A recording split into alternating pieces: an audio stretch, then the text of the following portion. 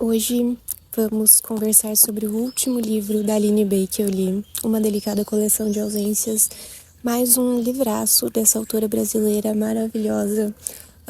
E assim como os outros livros da autora, é um livro bem pesado. Ele não é tão visual quanto O Peso do Pássaro Morto, por exemplo, mas mesmo assim é um livro bem pesado, bem triste, que te deixa bem reflexivo e bem mal ao final da leitura. E esse livro aqui, ele fala muito mais do que a ausência de pessoas. Ele fala sobre a ausência, na verdade, em momentos específicos. É claro que aqui existe a ausência de pessoas, mas muito mais do que isso, é um livro que fala sobre a ausência dessas pessoas em momentos específicos da vida desses personagens, que caso esses momentos estivessem sendo olhados, sendo observados, tivesse ali uma tensão humana nesses momentos, muitas tragédias, muitos traumas seriam evitados, e a gente consegue correlacionar isso muito com a nossa vida, assim, as inúmeras pequenas ausências que muitas vezes a gente tem na nossa vida, mesmo estando rodeado de inúmeras pessoas. É claro que não são situações tão delicadas, tão absurdas quanto a desse livro, mas a gente tem também as nossas ausências. Mas então vamos lá para o enredo em si. Bom, então aqui nesse livro a gente vai acompanhar essa família, essa geração de mulheres dessa família. A gente vai estar acompanhando a avó, a neta e a bisavó. E a Aline vai explorar todas as fases do ser mulher, a adolescente, a adulta, a idosa. Ela vai passar por todas essas fases do ser mulher, essas fases, diferentes fases da vida, com diferentes vivências, diferentes experiências, e ela nos mostra como a percepção do mundo muitas vezes se torna diferente a depender da idade, da fase que a gente está vivendo. E ela vai falar muito aqui também sobre as relações femininas, sobre o quanto essas relações, ao mesmo tempo que elas podem ser muito boas, elas são muito delicadas e podem ser, de certa forma, muito frágeis. E ela vai falar sobre o poder, sobre o peso dessas relações femininas na vida da mulher, tanto para o lado positivo quanto para o lado negativo. É um livro que a gente vai entrar, como eu falei, no lar, no cotidiano dessas mulheres, mas muito mais do que isso, é um mergulho que a gente faz dentro de cada uma dessas mulheres, seja da neta, a Laura, a avó, que é a Margarida, ou a bisavó, que é a Filipa. É algo muito íntimo, assim, a gente consegue realmente ver o mundo através do olhar dessas três mulheres. E a Aline escreve de um jeito, daquele jeito maravilhoso, que quem já leu Aline Bay vai saber do que eu estou falando. E nesse livro eu senti que ela escreveu de um jeito, ela contou essa história de um jeito muito brasileiro, assim, eu não consigo nem explicar o porquê. É claro, pela Aline ser brasileira, né, ter crescido no Brasil, mas é de uma maneira muito bonita e muito nossa que ela escreveu esse livro aqui. Eu senti isso muito mais nesse livro aqui do que nos outros dois livros, Pequena Coreografia do Adeus e O Peso do Pássaro Morto. E por conta disso, é um livro que, apesar de ser muito triste, melancólico, ele é ao mesmo tempo assim acolhedor, porque é algo muito nosso. Bom, então nesse livro, como eu falei, a gente vai acompanhar essa geração de mulheres, e no início da história a gente vai acompanhar a história da Margarida, que mais pra frente vai ser a avó. Nesse início ela ainda não era avó, e a gente acompanha ela fugindo de casa e indo trabalhar em um circo. Ela vai trabalhar nesse circo como assistente de palco, porque ela tinha uma beleza muito notória, assim, muito marcante. Então ela começa a trabalhar como assistente de palco nesse circo, e a gente vai acompanhar então um pouco da rotina dessa mulher trabalhando nesse circo. E trabalhando lá, ela conhece o palhaço do circo, e ela começa de início criar uma amizade com ele. Depois eles começam a se relacionar, e além de ser palhaço, ele também lê mãos. Então ele lê a mão da Margarida, e ele fala que ela tem um dom de ler mãos e ensina para ela como ler mãos. Como eu falei, eles acabam se relacionando, tendo um curto relacionamento ali, um pouco mais sério, até que um dado momento o palhaço ele simplesmente foge para de trabalhar no circo, ele foge e ele não dá nenhuma satisfação para Margarida. E essa situação deixa ela assim bem desolada e por uma questão X lá, ela acaba depois de um tempo também sendo mandada embora do circo, então ela se vê obrigada a voltar para casa da mãe da Filipa, com quem ela desde sempre teve muitas questões, assim, uma relação bem ambígua, conflituosa, ao mesmo tempo que era uma relação boa, era uma relação muito conflituosa. Mas depois que ela sai do circo, ela se vê obrigada a voltar para casa dessa mãe. E o que acontece é que a Margarida, ela volta grávida. Ela está grávida da Glória. E assim, a Filipa acha essa situação um pecado absurdo, assim. A Filipa, ela é aquela senhora super religiosa, aquele tipo de religioso, assim, que fica cego ao extremo, assim. Ela é essa pessoa. E ela acha a situação tão absurda que ela decide que ela não vai viver na mesma casa onde reina o pecado. Então ela abandona a Margarida com a neta, a Glória, na casa, e ela vai morar numa casinha lá na igreja, na paróquia lá. E aí a gente vê apenas Margarida com um bebê sozinha sendo abandonada pela mãe, super religiosa. Enfim, a hipocrisia. E aí, depois que a Glória cresce, a gente não acompanha muito do crescimento dessa filha da Margarida, mas a Glória, enfim, acaba crescendo, acaba engravidando da Laura, e quando ela dá à luz a Laura, a Glória simplesmente larga a menina com a avó, com a Margarida, e foge. E a gente, assim, nunca mais vai ter notícias da Glória. E então a gente acompanha essa avó criando a neta sozinha, a Laura. E aí a gente acompanha o crescimento dessa menina, não tendo a presença da mãe, tendo essa ausência na vida dela, esse papel, né, de ser mãe que é tão importante, é tão primordial na vida, principalmente, claro, da menina, do menino, mas principalmente eu acho na vida das mulheres, a relação com a mãe é sempre muito forte, assim, e a gente vê essa criança crescendo sem a presença da mãe, apenas com a presença da avó. A Margarida, ela trabalha lendo mãos em uma feirinha que tem na cidade onde elas moram, que é uma cidadezinha do interior, e esse é a única renda dela, e ela passa por muitos apertos financeiros. Ela tem um amigo, como que é o nome dele mesmo? Ai, eu esqueci o nome, eu vou procurar e vou deixar aqui. Ela tem esse amigo e ele percebe as dificuldades financeiras que a Margarida e a Laura passam, e ele sempre ajuda ela financeiramente, ele sempre vai e conserta as coisas na casa quando tem algo estragado, e sempre que ele vai lá, ele deixa um dinheiro em cima da geladeira para ajudar ela financeiramente. Então a gente vai acompanhando o cotidiano da neta e da avó, que também tem ao mesmo tempo uma relação muito bonita, ao mesmo tempo é uma relação de certa forma frágil em alguns momentos, é aquela relação ambígua, como eu acho que todas as relações são. Então a gente acompanha o crescimento dessa menina, a gente acompanha as descobertas da adolescência, as amizades que ela tem ali na adolescência, o quanto isso influencia na vida dela, tanto de forma positiva como algumas vezes de forma negativa. A gente acompanha também essa menina descobrindo o próprio corpo. Enfim, até que dado momento, a casinha onde a Filipa morava, que é a bisavó, onde a Filipa morava na igreja, ela acaba desabando uma parte dessa casa porque ela é comida por cupins. E aí a Filipa se vê obrigada a voltar a morar na casa dela com a Margarida, a filha, e a bisneta, a Laura. E aí a gente acompanha essa senhora voltando por precisão, assim, ela realmente não queria estar ali na casa com a filha e a bisneta, mas ela se vê obrigada.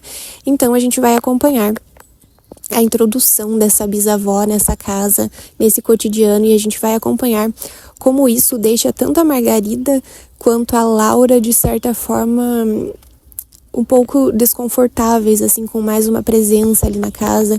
Elas ficam meio rígidas, digamos assim, elas não conseguem mais levar aquele cotidiano com uma leveza que as duas levavam quando morava apenas as duas ali na casa. Então a gente vai acompanhar a introdução dessa bisavó. Mais pra frente vai acontecer uma coisa que, assim, vai te deixar muito indignado com você mesmo, porque aí você vai perceber algumas coisas que aconteceram anteriormente nessa história, que pode ser que você não tenha se dado conta, se você não fez uma leitura muito atenta. Eu vi várias pessoas comentando sobre isso, que não tinham se dado conta dos traumas que foram vividos em cada geração dessas mulheres. E você fica muito indignado consigo mesmo em como essas coisas acontecem de forma muito sutil, e é sobre isso que eu falei no início do vídeo, sobre exatamente o título do livro, essas delicadas coleções de ausências, essa falta de um olhar humano em momentos específicos que se estivessem sendo vistos, sendo olhados, observados, se tivesse uma atenção ali, muitas coisas horríveis, lamentáveis poderiam ter sido evitadas. E é um final, assim, muito triste. Você fica muito melancólico. Como eu falei, não é igual o Peso do Pássaro Morto, onde eu acho que é muito mais visual, assim. Mas, mesmo assim, você fica muito triste, muito desolado, assim, com o que acontece. Esse trecho aqui é muito interessante. Margarida varre a cozinha em silêncio, desviando a vassoura das caixas.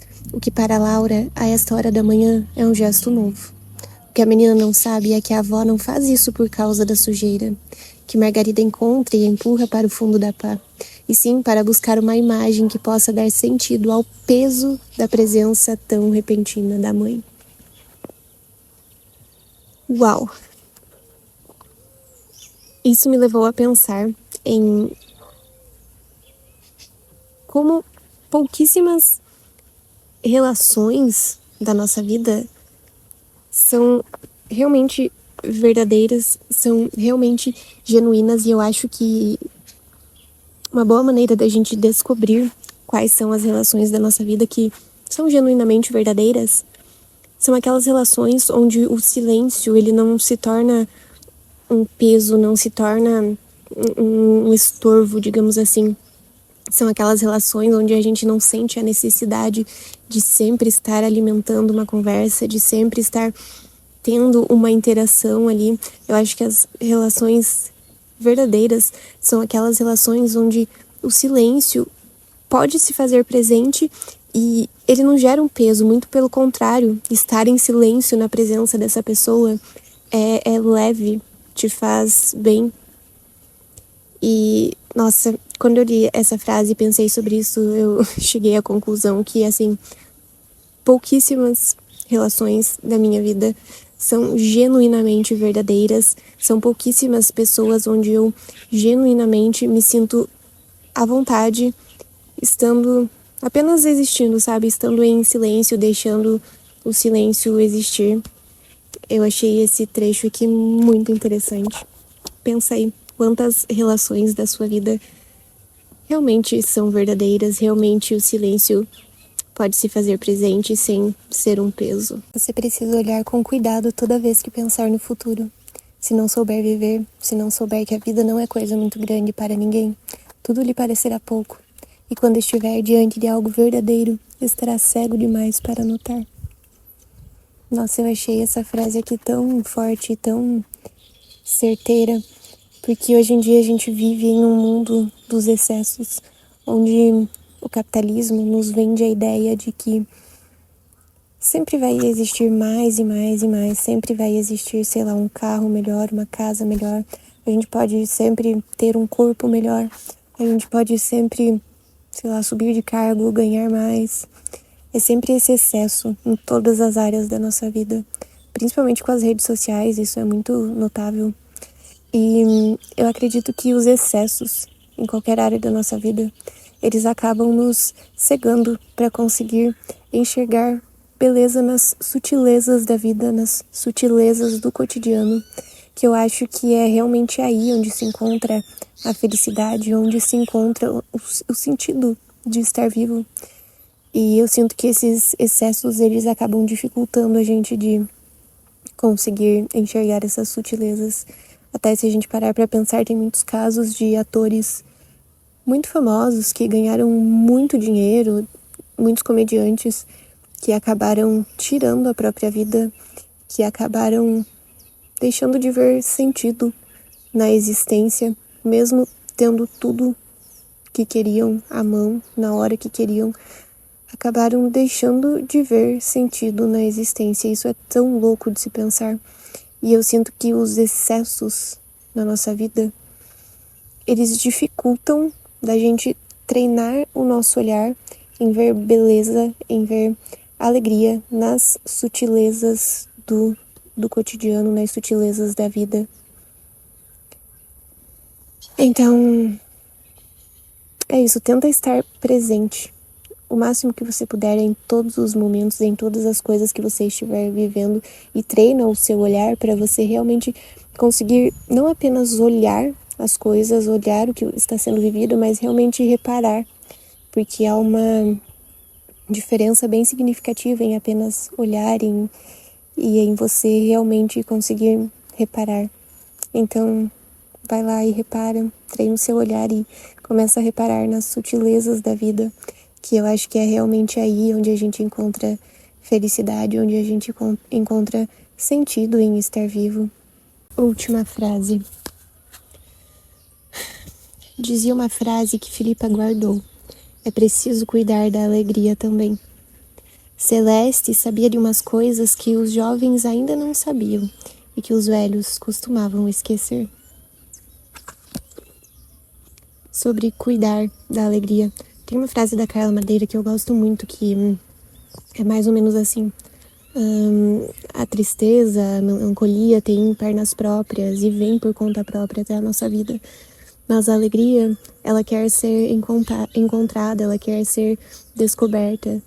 E, de novo, é o que eu acredito nas sutilezas do cotidiano.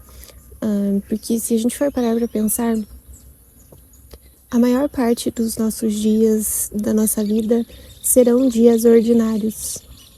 Aqueles dias extraordinários onde acontecem coisas muito marcantes que nos deixam extremamente alegres, são poucos se a gente for pensar na nossa vida como um todo.